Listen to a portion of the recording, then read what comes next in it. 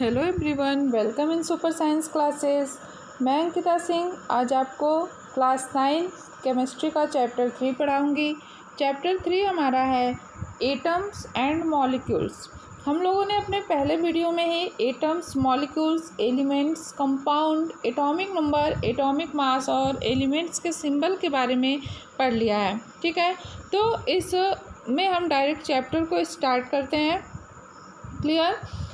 An Indian philosopher Maharshi Kanad postulated that if we go on dividing matter, padarth, we shall get smaller and smaller particles of matter which cannot be divided further।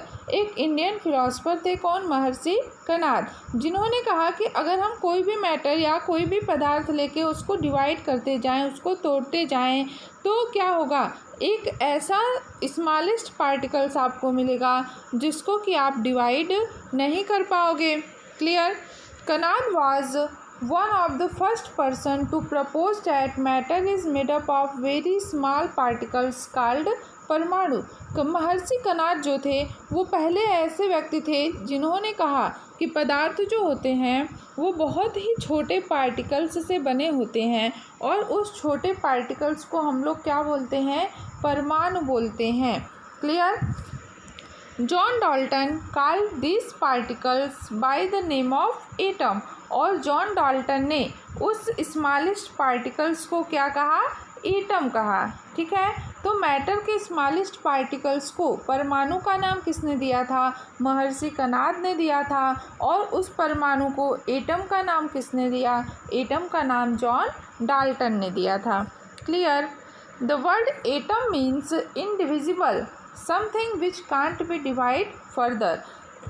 Atom का मतलब क्या होता है? Indivisible, मतलब कुछ ऐसा जिसको कि अब डिवाइड नहीं किया जा सकता, अब तोड़ा नहीं जा सकता, वो सबसे स्मॉलेस्ट पार्ट होता है मैटर का। Clear? Another Indian philosopher, Pakuda Katyamama, went a step further and proposed that the particles of matter normally exist in combined form and various combination of particles atom gives us various kinds of matter। एक दूसरे scientist, एक दूसरे philosopher पाकुदा कात्यामा एक और step आगे गए और उन्होंने कहा कि particles of matter normally exist, कि मैटर के जो पार्टिकल्स होते हैं जिसको कि हम लोग परमाणु या एटम बोल रहे हैं, वो हमेशा कंबाइंड फॉर्म में एग्जिस्ट करते हैं। मीन्स एटम जो है वो फ्रीली एग्जिस्ट नहीं करता। एटम हमेशा कंबाइंड फॉर्म में, मतलब दो या दो से अधिक एटम हमेशा एक दूसरे से जुड़ के ही एग्जिस्ट करते हैं, अकेले नहीं। And various combination of particles give us various kinds of matter. और इन्हीं पार्टिकल्स का जो अलग अलग कॉम्बिनेशन होता है वो हमें अलग अलग प्रकार के मैटर को प्रोवाइड करता है। क्लियर? जैसे देखिए, मान लीजिए ये एक टाइप का एटम है, ये दूसरे टाइप का एटम है, ये तीसरे टाइप का एटम है, ये चौथे टाइप का एटम है। ठीक है, तो अगर इस तरह के सेम टाइप के एटम्स कंबाइन हो रहे हैं तो वो एक अलग मैटर का फॉर्मेशन करेंगे। अगर ये एक एटम और ये एक एटम कंबाइन हो रहा है तो ये किसी दूसरे मैटर का फॉर्मेशन करेगा। ये एक एटम और ये एटम कंबाइन हो रहे हैं तो ये दूसरे टाइप के मैटर का फॉर्मेशन। इसी तरह से अलग अलग टाइप के एटम जो है वो कंबाइन होके अलग अलग प्रकार के मैटर का फॉर्मेशन करते हैं। Clear? This combined form of atom is called molecule. Atom के इस कंबाइंड फॉर्म को हम लोग क्या बोलते हैं? मॉलिक्यूल बोलते हैं। ठीक है, एटम के इस कंबाइंड फॉर्म को क्या बोला जाता है? मॉलिक्यूल बोला जाता है। All matter is made up of small particles called atom and molecules. सभी मैटर जो हैं छोटे छोटे पार्टिकल्स से मिलके बने होते हैं जिनको हम लोग बोलते हैं एटम्स एंड मॉलिक्यूल्स, परमाणु या अणु। Different kinds of atoms and molecules have different property. अलग अलग प्रकार के मॉलिक्यूल्स और अलग अलग प्रकार के एटम की जो प्रॉपर्टी होती है वो भी कैसी होती है? अलग अलग होती है। Due to which different kinds of matter also show different property. इसीलिए अलग अलग प्रकार के मैटर अलग अलग प्रॉपर्टी को शो करते हैं। मीन सभी मैटर जिसमें आप लोग 3 टाइप्स के पढ़े हैं, सॉलिड, लिक्विड, गैस, सभी की प्रॉपर्टी क्या होती है, बिल्कुल डिफरेंट होती है। और प्रॉपर्टी डिफरेंट होने का रीज़न क्या होता है कि वो जिस भी एटम या मॉलिक्यूल्स से बने होते हैं वो एटम मॉलिक्यूल्स एक दूसरे से बिल्कुल डिफरेंट होते हैं। Clear? The property of matter depend on the property of atom and molecules from which it is made up. किसी भी मैटर की जो प्रॉपर्टी होती है वो ये इस पे निर्भर करती है कि वो एटम जो है, वो मैटर जो है वो किस एटम या किस मॉलिक्यूल्स से मिलके बना हुआ है। वो मैटर जिस भी एटम्स या मॉलिक्यूल्स से मिलके बना होगा उसमें उसी की प्रॉपर्टी होगी। जैसे हम लोग देखते हैं वाटर को, वाटर क्या है, लिक्विड फॉर्म ऑफ मैटर। तो ये वाटर जो है वो हाइड्रोजन एटम और ऑक्सीजन एटम से मिलके बना हुआ है, तो इसकी जो प्रॉपर्टी होगी वो किसके जैसी होगी, हाइड्रोजन और ऑक्सीजन के एटम के जैसी होगी। ठीक है। उसके बाद कार्बन डाइऑक्साइड एक मैटर है, गैसियस फॉर्म में पाया जाता है।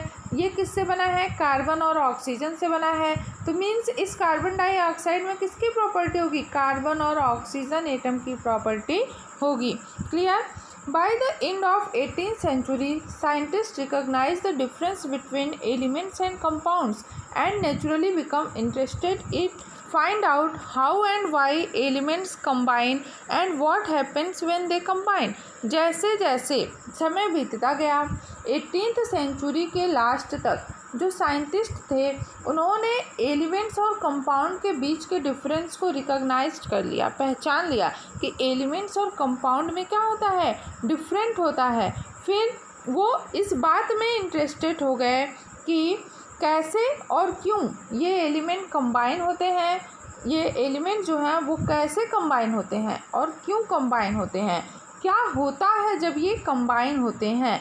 तो ये साइंटिस्ट जो है अब इस बात पे रिसर्च करने लगे कि एलिमेंट्स और कंपाउंड में अगर डिफरेंस है तो कैसे और क्यों एलिमेंट्स कंबाइन होते हैं, क्यों कंपाउंड का फॉर्मेशन होता है और क्या होता है जब 2 या 2 से अधिक एलिमेंट्स एक दूसरे से कंबाइन होते हैं। तो Antoine L Lavoisier led the formation of chemical science by establish 2 important laws of chemical combination।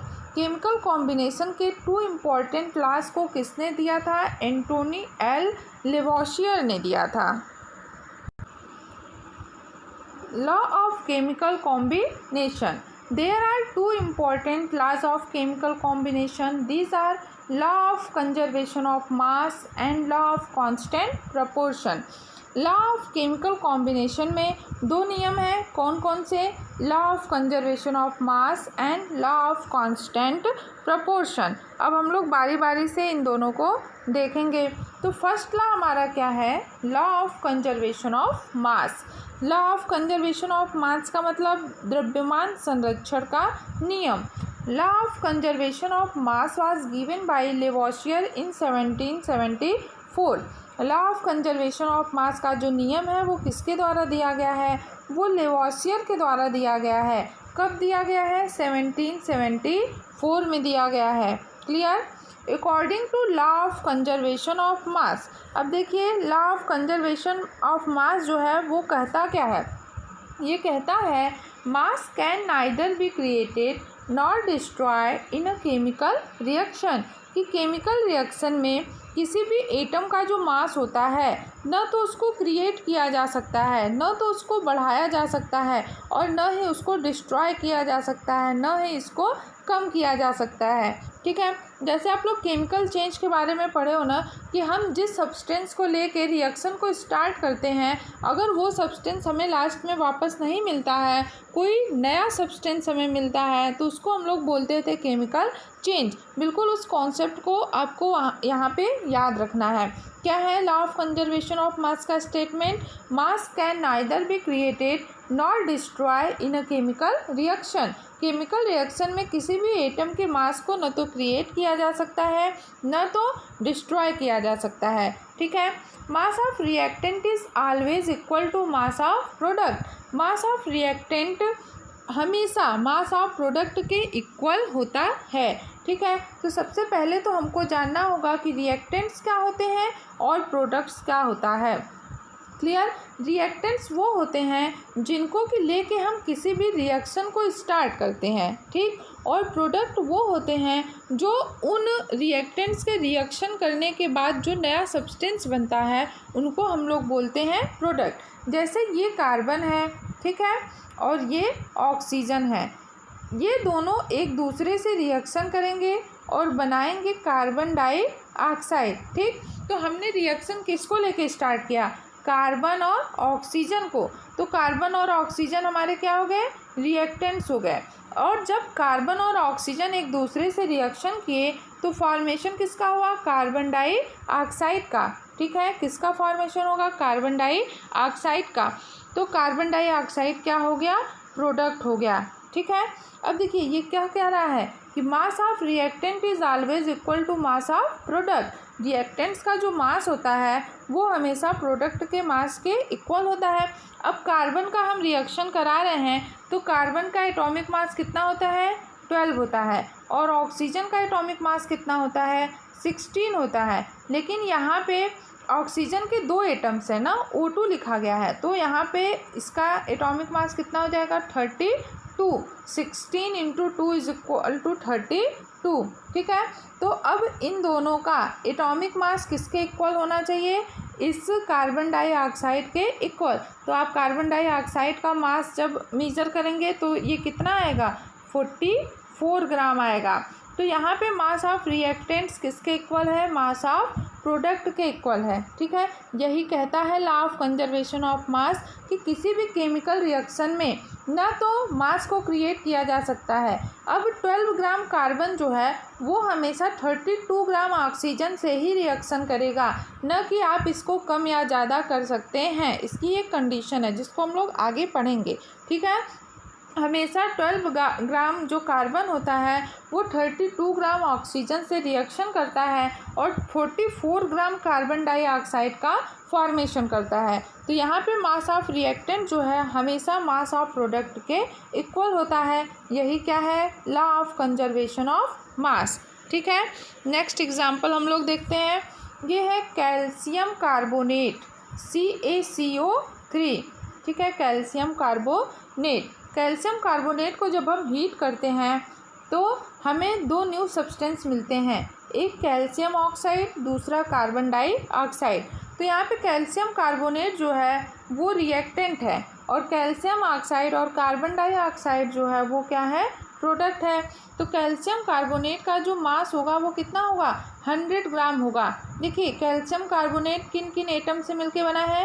Calcium, carbon और ऑक्सीजन से। जहाँ पे कैल्शियम का एक एटम है तो कैल्शियम के एक एटम का एटॉमिक मास कितना होता है? 40 होता है। कार्बन का एक एटम है, कार्बन के एक एटम का एटॉमिक मास कितना होता है? 12 होता है। और ऑक्सीजन के 3 एटम्स हैं तो ऑक्सीजन के एक एटम का जो एटॉमिक मास होता है वो 16 होता है। तो 3 एटम का कितना हो जाएगा? 48 हो जाएगा। ठीक है, 48 और 12 60 और 40। तो total mass of calcium carbonate कितना है? 100 ग्राम। क्लियर। जब इसको हम लोग हीट करेंगे और वो क्या होगा? डिकम्पोज होगा। तो किसमें ब्रेक होगा? कैल्शियम ऑक्साइड और कार्बन डाइऑक्साइड में, जिसमें कैल्शियम ऑक्साइड का जो मास होता है वो 56 ग्राम होता है और कार्बन डाइऑक्साइड का जो मास होता है वो 44 ग्राम होता है। दोनों मिला के कितने हो गए? 100 ग्राम हो गए। ठीक है, तो यहाँ पे भी क्या है? Total mass of reactant is equal to total mass of product. Mass का रिएक्टेंट हमेशा रिएक्टेंट का मास जो है वो हमेशा प्रोडक्ट के मास के इक्वल होना चाहिए। ठीक है, इसके लिए आपको कम से कम 30 एलिमेंट्स के एटॉमिक नंबर, मास और सिंबल लर्न करने पड़ेंगे। जब आपको सिंबल लर्न रहेगा तभी आप इसको बैलेंस कर पाओगे। ठीक है, तो law of conservation of mass कहता क्या है कि mass of reactant is always equal to mass of product. Clear. अब हम लोग law of conservation of mass को एक्टिविटी से समझते हैं। Activity 3.1, take one of the following set X and Y of chemicals. आपको X और Y दो सेट्स दिए गए हैं, आप इनमें से किन्हीं दो को यूज़ कर सकते हो एज अ रिएक्टेंट। ठीक है, किन्हीं दो को आप एज अ रिएक्टेंट यूज़ कर सकते हो। मान लीजिए आप X में बेरियम क्लोराइड को ले रहे हो और Y में सोडियम सल्फेट को ले रहे हो। बेरियम क्लोराइड कितना है 1.22 ग्राम और सोडियम सल्फेट कितना है 1.5 ग्राम। अब देखते हैं कि हमें एक्टिविटी को कैसे करना है। Prepare separately a 5% solution of any one pair of substance. आपको 5% सोल्यूशन किसी भी सब्सटेंस का बना लेना है। तो आप किसका बना रहे हो, बेरियम क्लोराइड और सोडियम सल्फेट का। ठीक है, बेरियम क्लोराइड 1.22 ग्राम है और सोडियम सल्फेट 1.53 ग्राम है। तो आप सॉल्यूशन कैसे बनाओगे, उनको वाटर में मिक्स करोगे और सॉल्यूशन बन जाएगा। ठीक है, listed X and Y in each 10 ml in water. Take a little amount of solution of Y in a conical flask and some solution of X in a ignition tube.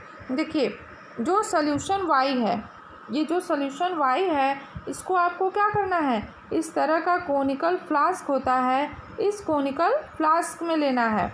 और जो solution X है, उसको आपको क्या करना है, इस तरह का इग्निशन ट्यूब होता है, इस इग्निशन ट्यूब में लेना है। क्लियर, एक स्टेप समझ में आया। Y को आप क्या करेंगे, Y के सॉल्यूशन को कोनिकल फ्लास्क में लेंगे और X के सॉल्यूशन को इग्निशन ट्यूब में लेंगे। Clear. Hang the ignition tube in the flask carefully. See that the solution do not get mixed. Put a cork on the flask. आप क्या करेंगे, इग्निशन ट्यूब को फ्लास्क में अच्छे से ध्यानपूर्वक हैंग कर देंगे।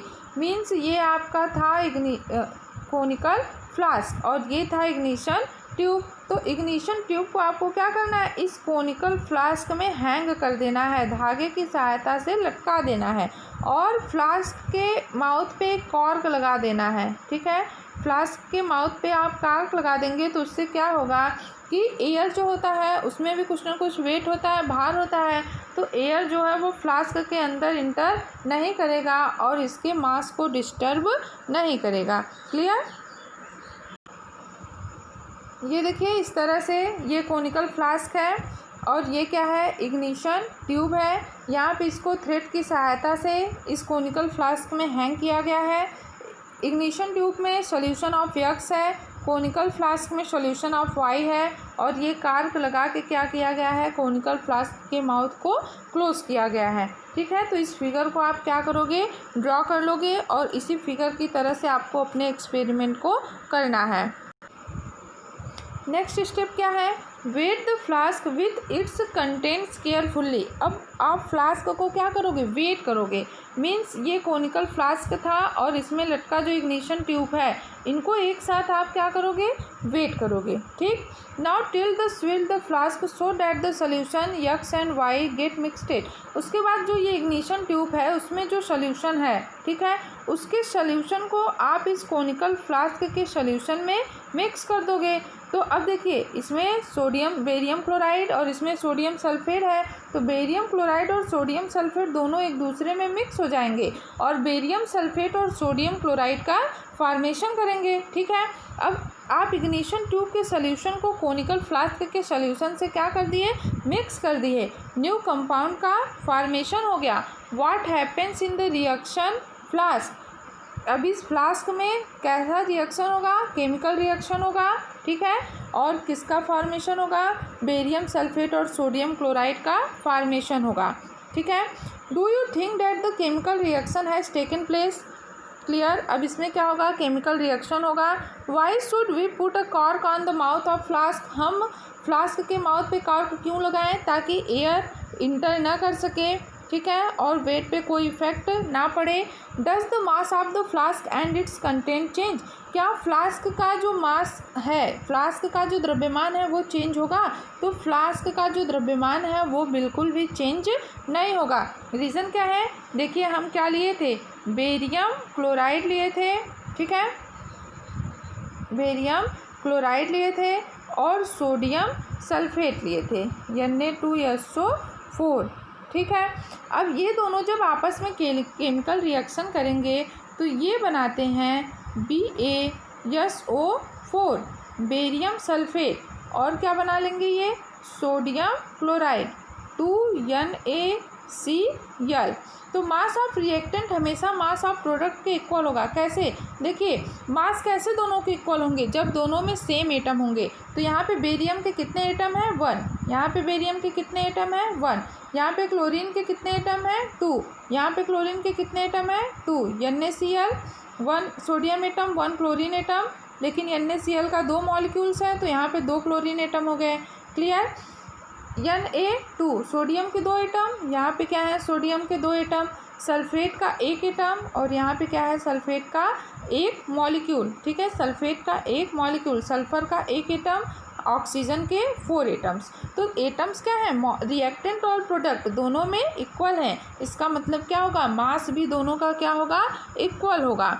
तो law of conservation of mass को एक्सपेरिमेंट्स के द्वारा भी आप देख लीजिए, जब दोनों अलग अलग थे तब भी दोनों का वही वेट था, जब दोनों को आप कंबाइन कर दिए, केमिकल रिएक्शन हुआ, न्यू सब्सटेंस का फॉर्मेशन हुआ, तब भी दोनों का मास क्या था, सेम था। क्लियर। तो law of conservation of mass कहता क्या है, law of conservation of mass कहता है mass can neither be created nor destroy in a chemical reaction. Chemical reaction के दौरान न तो मास को क्रिएट किया जा सकता है और न ही मास को डिस्ट्रॉय किया जा सकता है। क्लियर।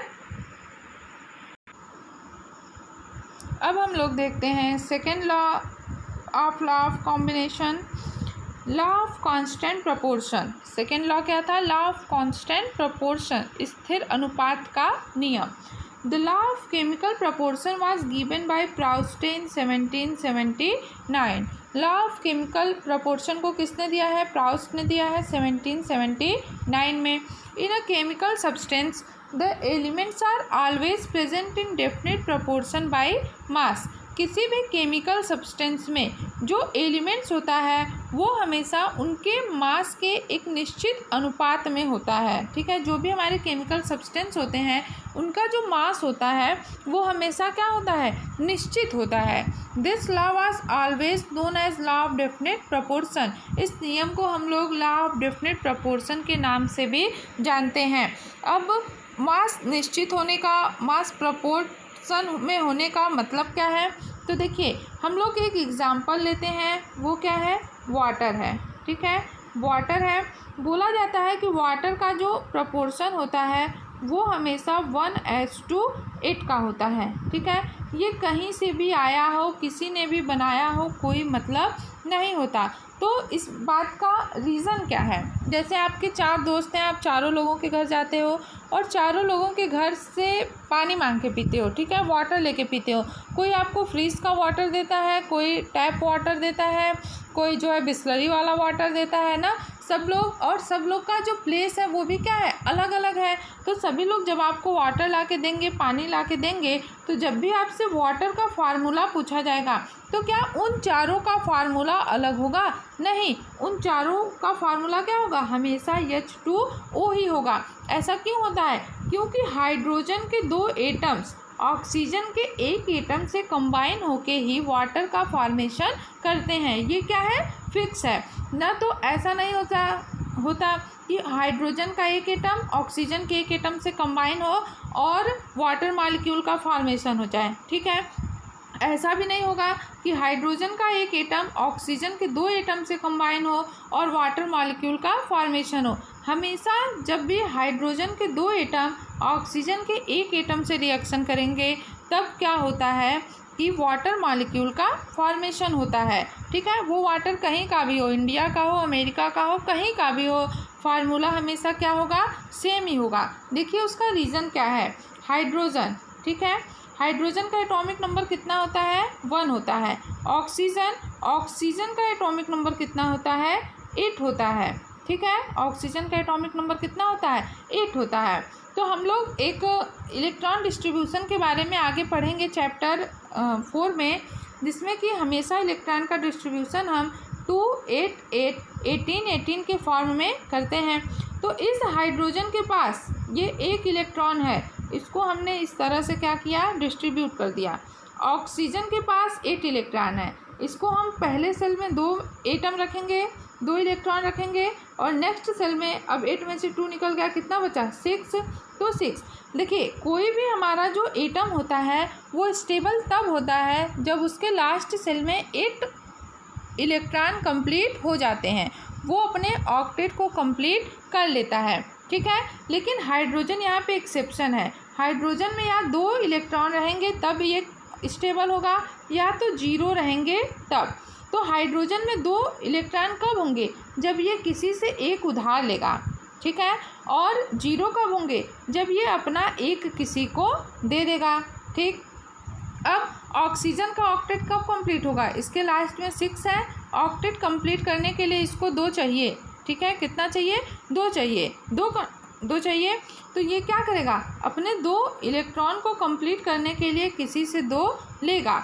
अब इसके पास है कौन, इसके पास ये है हाइड्रोजन, इसको हर कंडीशन में वाटर मॉलिक्यूल का फॉर्मेशन करने के लिए हाइड्रोजन से ही रिएक्शन करना है।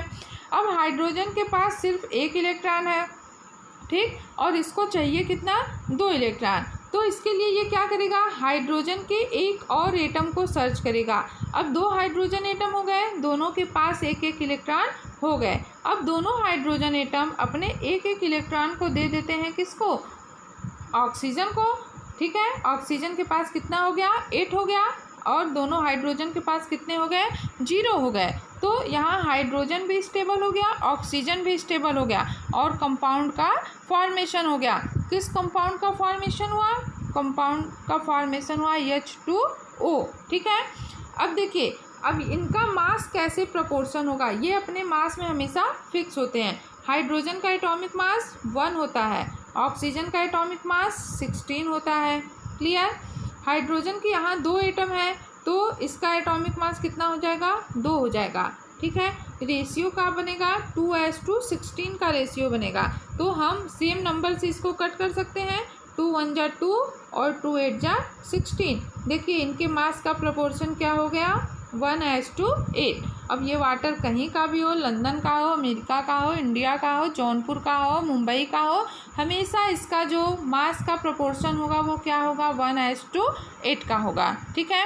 एक नेक्स्ट एग्जांपल हम लोग लेते हैं कार्बन डाइऑक्साइड का, CO2 का, ठीक। कार्बन डाइऑक्साइड, कार्बन का एटॉमिक मास कितना होता है 12 होता है, ऑक्सीजन का कितना होता है 16 होता है। तो ऑक्सीजन का 2 एटम है तो कितना हो जाएगा 32 हो जाएगा, ठीक है। अब देखते हैं ये किसी सेम नंबर से कटता है तो ये किससे कट रहा है 4 से कट रहा है ना, 4 3 जा 12 और 4 8 जा 32। तो कार्बन और ऑक्सीजन इनका रेशियो क्या होगा 3:8 का होगा। ये हमेशा किस फॉर्म में कंबाइन होंगे, किस रेशियो में 3:8 के रेशियो में कंबाइन होंगे और कार्बन डाइऑक्साइड का फॉर्मेशन करेंगे, क्लियर। नेक्स्ट है हमारा अमोनिया NH3, ये किससे बना है नाइट्रोजन और हाइड्रोजन से बना है, ठीक है। नाइट्रोजन का 1 एटम हाइड्रोजन के 3 एटम से रिएक्शन करेगा, अमोनिया का फॉर्मेशन करेगा। तो इनके मास का रेशियो क्या होगा, अमोनिया का एटॉमिक मास कितना होता है, सॉरी नाइट्रोजन का एटॉमिक मास कितना होता है 14, हाइड्रोजन का कितना होता है 1, लेकिन हाइड्रोजन के 3 एटम हैं तो कितना हो जाएगा 3, इनका रेशियो क्या हो जाएगा 14:3। अब ये अमोनिया कहीं से भी आपको प्राप्त हो, किसी भी सोर्स से आपको ऑब्टेन्ड हो, हमेशा इसका फार्मूला क्या रहेगा NH3 और इसका जो मास का कॉम्बिनेशन होगा, मास का प्रोपोर्शन होगा वो क्या होगा फिक्स होगा, कितना 14:3। वाटर का कितना था 1:8, कार्बन डाइऑक्साइड का कितना था 3:8, ठीक है। इस तरह से लॉ ऑफ कांस्टेंट प्रोपोर्शन कहता क्या है, in a chemical substance the elements are always in definite proportion by mass. किसी भी केमिकल सब्सटेंस में जो भी एलिमेंट्स होते हैं वो हमेशा मास के फिक्स्ड प्रोपोर्शन में होते हैं, निश्चित अनुपात में होते हैं।